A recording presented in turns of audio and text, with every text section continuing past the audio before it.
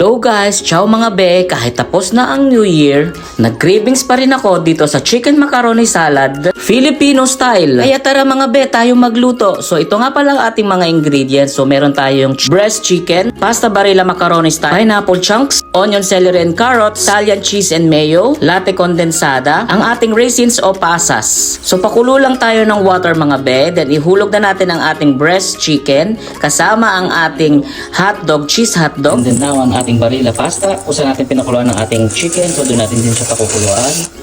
Yan. For 8 minutes. First, ilagay natin ating macaroni. Yan. Then all of our ingredients, so carrots, yan, celeries, onions, cheese, yan, lagay natin lahat. And then ating pasas. Yan. Then ang ating chicken.